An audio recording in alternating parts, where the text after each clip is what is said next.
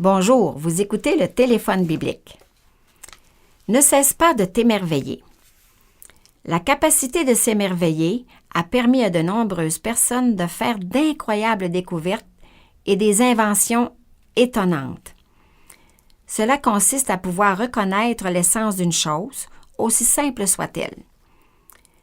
Ceux qui cultivent cette capacité vivent intensément et expérimentent continuellement des émotions gratifiantes. Quand Dieu mit l'homme et la femme au centre de la création, c'était dans le but de leur procurer un plaisir constant et une source inépuisable de connaissances. Là, ils pouvaient trouver une satisfaction dans l'un des plaisirs les plus vitaux qui soient, s'émerveiller en contemplant les œuvres de Dieu. Cette capacité conduisit le psalmiste à s'exclamer « Mon âme bénit l'Éternel. Éternel, mon Dieu, tu es infiniment grand. Tu es revêtu d'éclat et de magnificence. » Psaume 104, versets 1 et 2. Bien que nous vivons sur une planète vieillie et rendue malade par les agressions humaines, nous pouvons néanmoins constater la grandeur de Dieu qui se manifeste dans la nature. Les poètes et les musiciens trouvent encore leur inspiration dans le ciel, la pluie, le chant des oiseaux, dans les crépuscules teintés d'ocre et dans le sourire d'un bébé. Mais nous avons, y compris celles qui croient ne pas avoir l'âme d'une artiste, des motifs suffisants pour proclamer la grandeur de Dieu.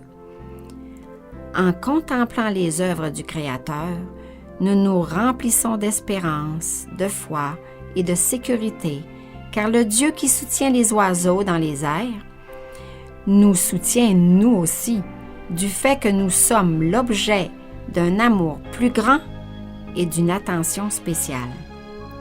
Émerveille-toi, ton cœur bat 100 000 fois par jour. Multiplie cela par le nombre d'années vécues et tu seras impressionné. À l'aide de tes oreilles, tes yeux et ta bouche, ton cerveau retient des milliers de sons, d'odeurs et de saveurs qui resteront gravés malgré le passage du temps. Mais le plus grand sujet d'émerveillement devrait être le fait de vivre. Faisons de chaque matin une fête. Élevons un cantique de louange et d'adoration au Très Saint. Transmettons à ceux qui nous entourent ce même esprit. Incitons-nous les uns les autres à contempler la gloire de Dieu manifestée dans les œuvres simples de la nature, et nous aurons les ressources suffisantes pour vivre pleinement. Mais souviens-toi que la créature la plus merveilleuse que Dieu ait faite, c'est toi. Ce message vous a été présenté par vos amis de l'Église adventiste du Québec, un service dans votre communauté. Bonjour et à demain.